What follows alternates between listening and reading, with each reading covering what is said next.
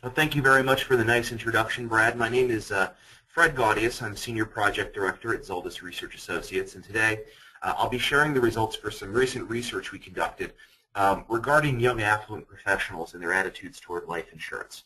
So I'd like to thank those of you in attendance today. Before I get started, just a few introductory comments about Zeldis Research as a company, in case there are some folks on the call who are unfamiliar with us.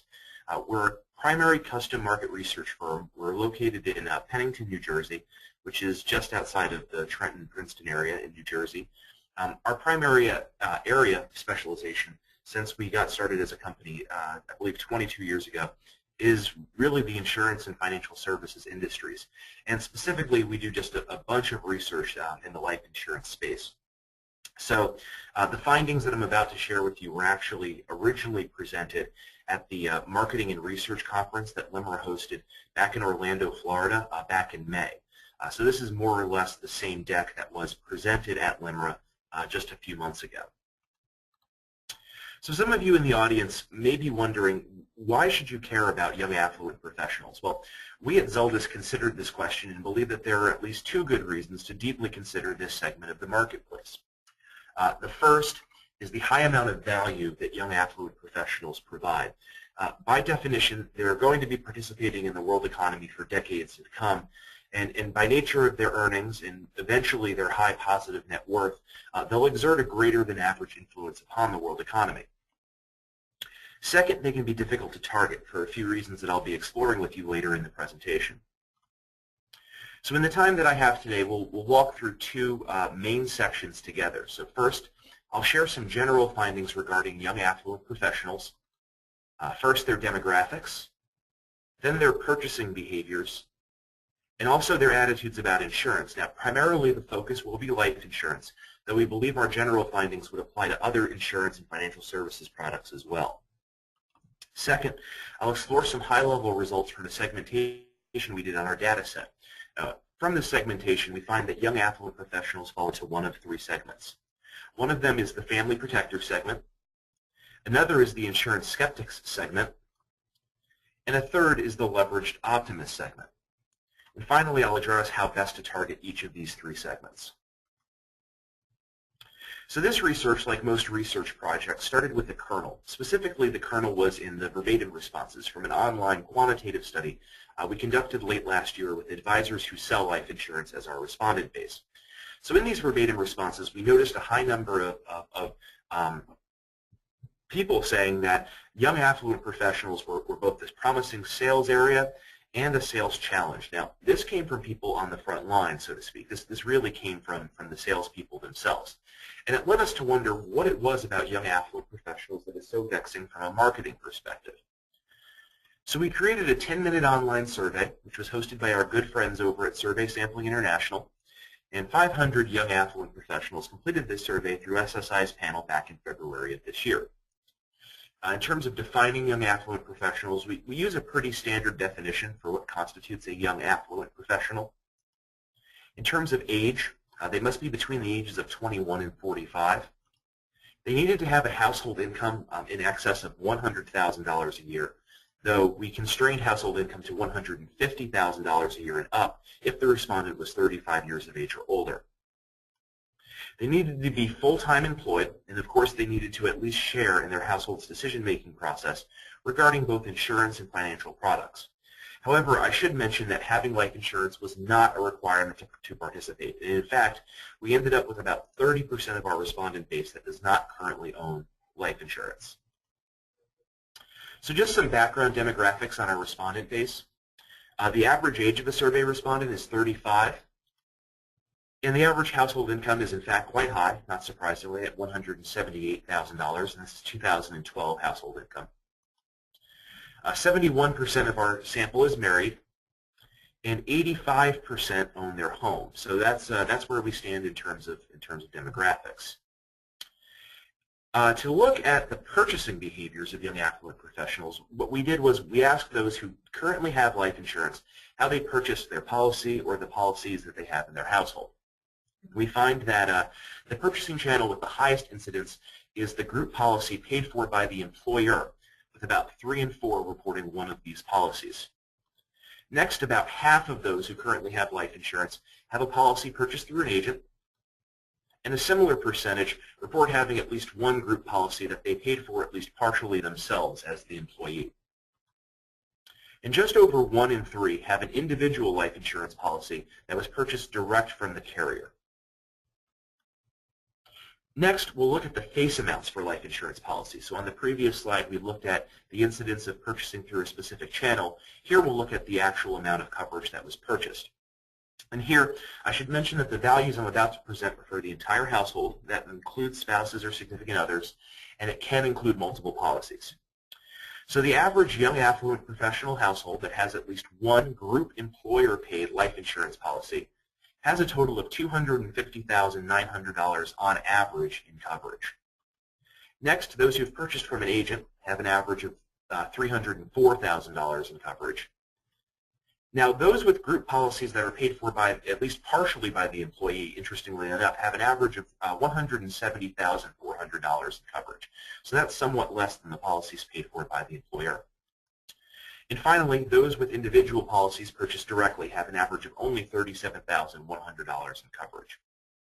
So looking across these values, I'd like to point out that though agent-purchased life insurance is not most common, now if you recall from the previous slide, only about half of those with life insurance purchased it from an agent.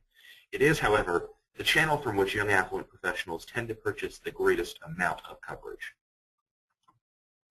So are the amounts on the previous slide adequate? Well, there's a common but perhaps somewhat conservative rule of thumb that a household should have life insurance consisting of 7 times their income. And the average household income in this study was $178,000. So if you apply this rule of thumb, it would suggest that about $1.25 million, roughly, of life insurance coverage would be adequate for the hypothetical average respondent in our survey. But if you sum up the face values on that previous slide, you end up with only $762,000 of coverage. Combine this with over 4 in 5 of the respondents in our survey agreeing that their current life insurance coverage they feel is adequate. And I think you have a clear disconnect between how much life insurance young affluent households do have and how much coverage that they really should have in order to really be adequate. We next asked young affluent professionals with life insurance about the type or types of life insurance that they own. We found that 62% of those responding have at least one term life insurance policy, and unsurprisingly, we find this is the most common type of policy that's held.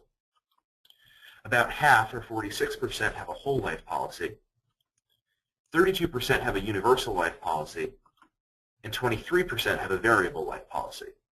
Now, interestingly, of those who have life insurance, 14% are not sure or cannot remember what kind of life insurance that they have. Now, as I mentioned before, not everyone who participated in this research currently has life insurance. And in fact, when we ask young affluent professionals without life insurance what kind of life insurance they would buy if they were in the market to purchase it, we find a more extreme version of the data presented on the last slide. Here we find 26% saying they purchase term life, 35% saying they purchase whole life, fewer than 10% saying they would purchase either universal or variable life, and a full 28% having no idea what kind of life insurance they would buy. So of these high-income households that we're surveying here, almost 3 in 10 of those in our survey haven't even started thinking about life insurance to the point where they would know what type of life insurance they would buy. And when we ask in an open-ended fashion why those without life insurance currently don't have it, we see responses like not knowing enough to make an educated decision on it, not being sure who or where to get it from, and simply never giving it enough thought, never really considering it. Now, it's not all doom and gloom when it comes to purchasing life insurance. In fact, overall, young affluent professionals do share some standard positive attitudes about the product. Now, we asked respondents a battery of attitudinal questions regarding insurance as a whole, and life insurance specifically. The agreement ratings were on a scale of 1 to 7, where 7 means completely agree and 1 means completely disagree. And looking at some of these ratings, 85% agree that protecting their or their family's future is important. 82% agree that having life insurance feels right, and 69% feel that it's irresponsible to go without life insurance. So that's the good news. However, when you look at some of the other measures in our attitudinal battery, it's clear that there's some skepticism present in this segment as well. For instance, fully half of our young affluent professionals feel that they do not know how much life insurance they need, while about half are overwhelmed with the choices available to them. 43% of young affluent professionals agree that they would rather spend money on a new TV than life insurance, and 36% of young affluent professionals do not trust life insurance companies to pay out what they promise. Now, I do a bunch of research on the life claims beneficiary process on behalf of many of our clients, and it is absolutely not the case that life insurance companies neglect to pay what they promise 36% of the time. When you ask a beneficiary if their payment amount is accurate, actually, just about everyone says that it was. So it would not be a reach to say that there are some barriers for life insurance companies to enter the market for young affluent professionals. Now, the results I've presented so far should help us understand the attitudes and behaviors of young affluent professionals sort of as a whole, but it's also incomplete to only consider young affluent professionals as a homogeneous group without any key differences.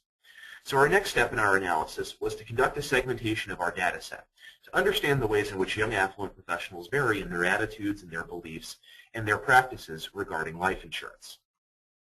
So at a glance, the segmentation we conducted produced three clear segments.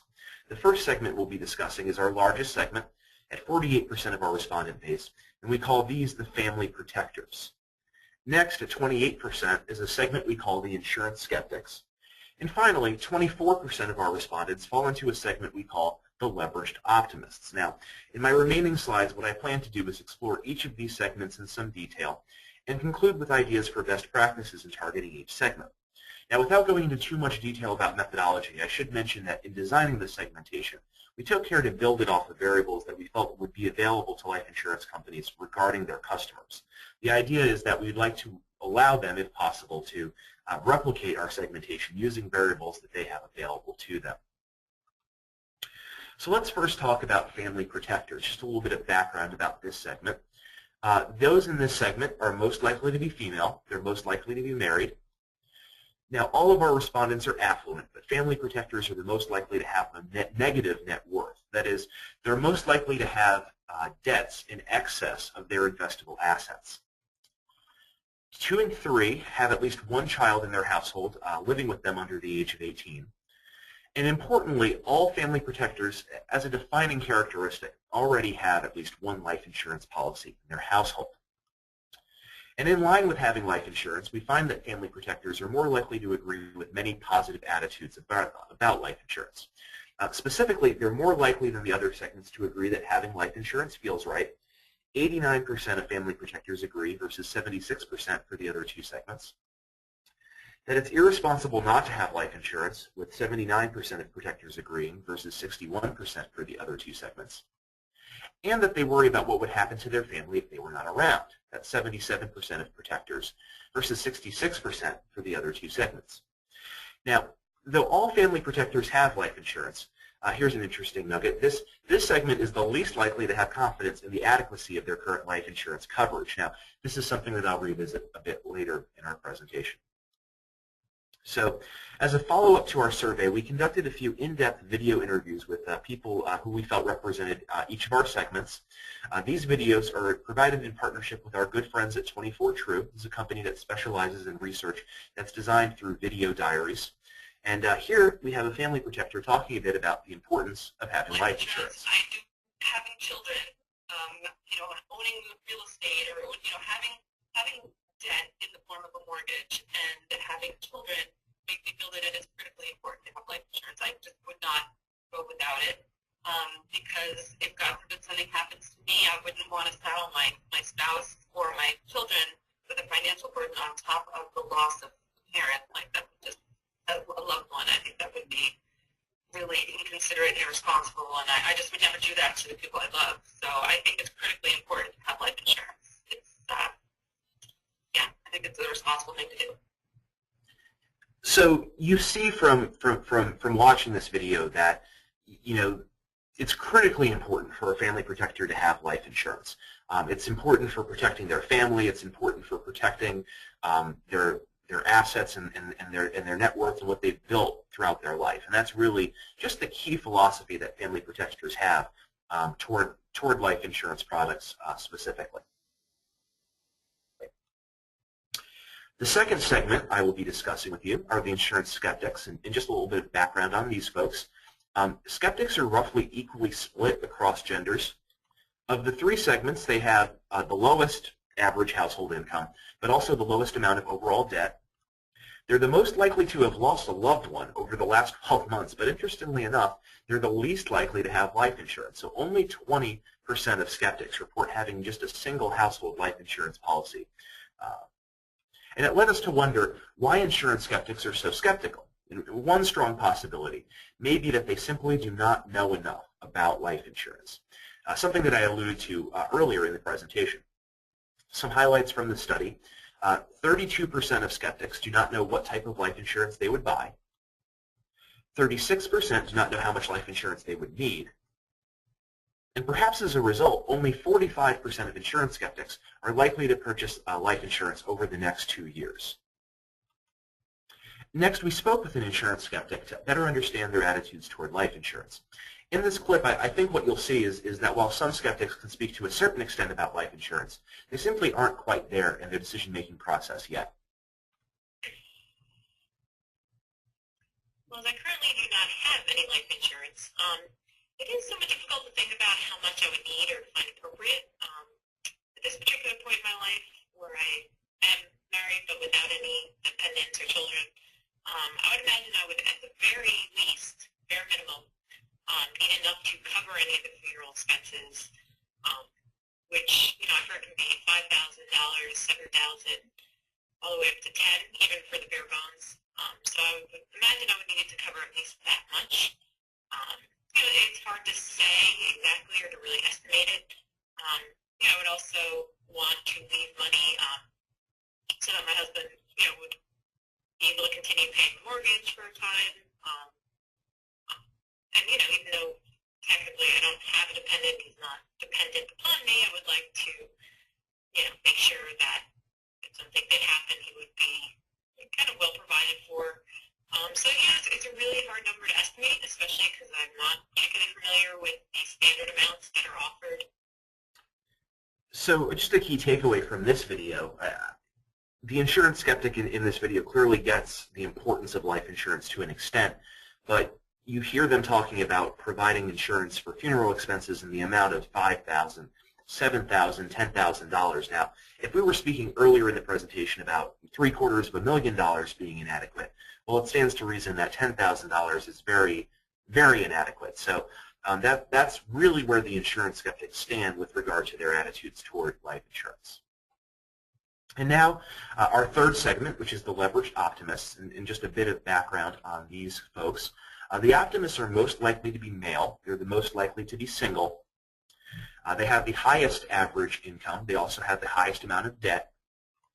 They tend to utilize a diverse array of investing options, so more so than protectors and more so than skeptics. Optimists tend to have multiple investment accounts, and they really like to dabble in more advanced investing techniques.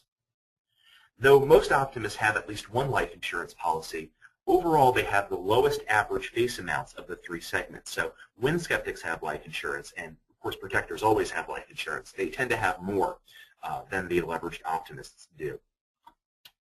And here I have a video clip of an optimist discussing their aggressive approach toward wealth accumulation.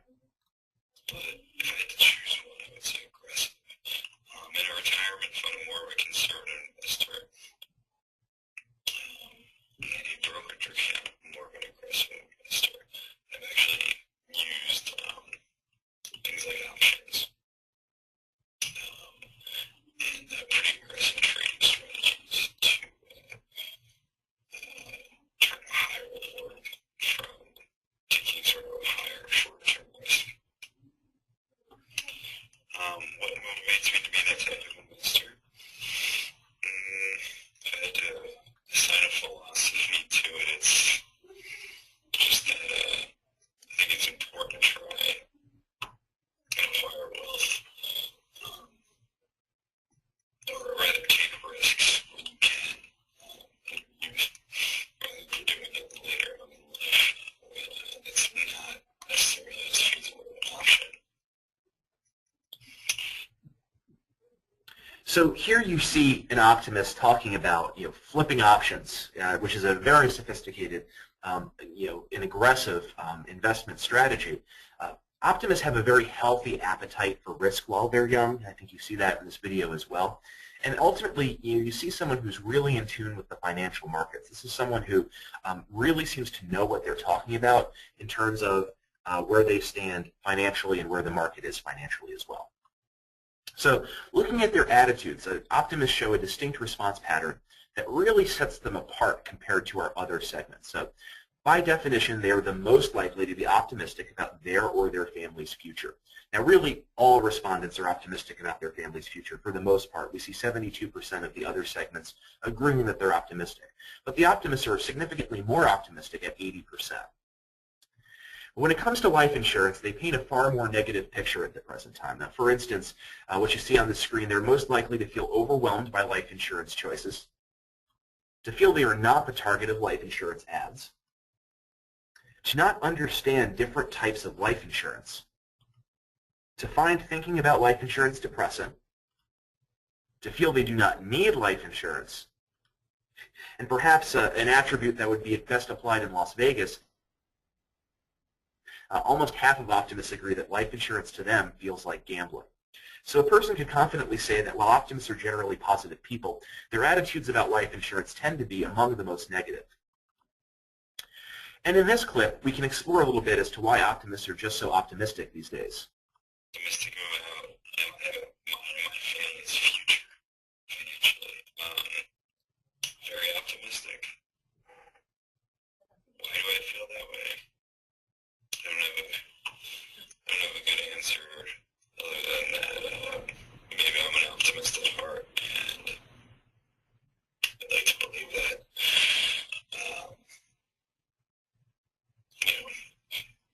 As far as what we've seen in the economy in the past 10, 12, 15 years, we've already seen two bubbles, and we survived them. Sort of bubbles and two crashes. We've already survived them, so I'd be surprised if I saw it get terribly worse. I mean, So taking this video, and putting it in some context, the average respondent in this survey is 35 years old, so they've been working for 10 or 15 years, and they've seen the dot-com bubble burst, and they've seen the recovery that followed that not really be a recovery because it led to the Great Recession of 2008, and they've seen the economy struggle to recover from that recession over the last 5 years. So that's a lot of activity for a 10 or 15-year span, and it leads the optimist to sort of, as a result, say, well, what can we see in the next 15, 20, 25 years of my career that I haven't seen yet? And that's an essential aspect of the philosophy of a leveraged optimist. So those optimists who've already purchased life insurance are also different in terms of their behaviors in researching the product. When they purchase life insurance, they are the most likely to do research prior to purchasing. Here we see that optimists, 74% of optimists did some research prior to purchasing the product, compared to 66% for the other two segments. Now we ask our respondents who report doing some research a drill down question, a follow-up, asking them how specifically their purchase was researched. And optimists are the most likely to purchase life insurance through actually three of these available methods. One of them is asking friends, family, and coworkers for recommendations. A second is using insurance calculators. And a third is viewing insurance companies' social media sites. Now, I should note that though the absolute percentages for both the insurance calculators and the media sites are low, what you see is nearly twice as many optimists are using these methods versus people who fall into the other two segments. So optimists are researchers by nature, and they use a variety of methods, both technical and social, both old school and new, to research insurance purchases. Now, in a minute, I'll get into who to target and how to target them. But before I do that, I wanted to just revisit a couple of the measures I discussed earlier. But this time, I'd like to look at the results by segment. Now, the next two slides are technically new in the sense that they were not presented at the LIMRA conference in Orlando back in May, but instead at the request of a good friend of our company, a client whose organization offers direct insurance, and came to us after our presentation at LIMRA with a great question. Specifically, they were wondering whether optimists are more likely to be sort of a DIY segment, a do-it-yourself group that purchases life insurance through direct means more often than the other segments. So we realized we could answer that question, and we looked at our data on Life Insurance Purchasing Channel specifically those direct from carrier purchases, and we look at it by segment. Now, if you recall from earlier in the presentation, 36% of young affluent professionals with life insurance purchased it directly. But when you break it out by segment, you find that 29% of family protectors purchased directly, as well as 29% of insurance skeptics. Now, I should note that that's a low base for the insurance skeptics just because so few of them purchase life insurance, so we're actually presenting data here on a base lower than 30, so I'd like to just throw a grain of salt on that number, but still we have 29% there for the insurance skeptics. But leveraged optimists, this group here, 56% of leveraged optimists purchase life insurance directly. Now that's almost twice as likely as the other two segments. So is it really the direct channel, or is it that optimists are dabblers who like to purchase multiple policies when they purchase life insurance? It turns out that it's the latter, and I'll show you what I mean on this slide. Now when you look at purchases made through an agent or broker, the pattern is similar to the pattern for direct channel purchases. Specifically, 42% of family protectors with life insurance purchased a policy through an agent. 46% of insurance skeptics purchased a policy through an agent. And here we have leveraged optimists with 66% of them purchasing insurance through an agent.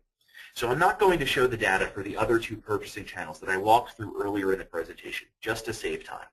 But trust me, the pattern for these two channels is the same as the pattern for agents. It's the same as the pattern for direct purchases. My point is that it doesn't seem to be the case that there's anything special about any channel that makes optimists more likely to purchase that way. It's really a behavioral trait of optimists that when they choose to purchase life insurance, all possible channels are options for them. They like to dabble and vary in the ways in which they purchase insurance. So that just makes sense. I've probably revealed my conclusion already regarding who to target, but on this slide, I'll share my opinion about which segment or segments call out for targeting. First, we have the family protectors. These guys are sort of the low-hanging fruit, and congratulations to those people out there who represent life insurance companies, because I can pretty much guarantee that your existing approach works quite well for this segment. Your existing messaging, online, TV advertisements, and etc. targets this group in their attitudes and beliefs and their needs very well. Of course, given their propensity to worry whether they have enough life insurance to cover their beneficiaries' needs, they could be convinced to purchase even more life insurance. Next, we have the insurance skeptics. Now, as we discussed, these are people who are just highly skeptical about life insurance and don't seem to even reach the point of thinking deeply about whether life insurance would be an important thing to have. You could convince them to purchase life insurance, but we at Zeldis think it would take a great deal of time and effort and money to break down these barriers. The return on investment should be carefully considered prior to targeting the insurance skeptics. This leaves us with the leveraged optimists, who we feel, surprise, are a great potential target. They have the highest net worth, so they would offer higher premiums, and based on their attitudinal responses, their needs are not being met by the approach used by most, not all, I would say, but most life insurance companies that are offering to this space. So assuming a life insurance carrier wants to target leveraged optimists, how should they target them? Well, I could spend a long time talking about just this one aspect, but here are just a couple of tidbits. First, a carrier should speak to the analytical nature of the leveraged optimist segment. These are people who really need data and will do fastidious research prior to committing to an insurance decision. They're high-income individuals with varied investments. They're used to reaching out to their real-life networks for recommendations, social networks for communication and outreach, and insurance calculators to confirm they're obtaining appropriate coverage at the proper value, that they're getting a good deal. Second, current messaging is not addressing their needs, which are different from the family protector segment, where carriers are messaging appropriately. Messaging should ideally address optimists first, feeling overwhelmed about life insurance, not understanding it well enough, and also finding it depressing. Through these means, it may be possible to shift optimist attitudes toward life insurance in a way that brings the product more into their strike zone, more on their radar, and in a way that they can think about the product more moving forward. So I'd like to thank you again very much for your time and for your attendance this morning, and I'll now turn the mic back to Brad for any question and answer session.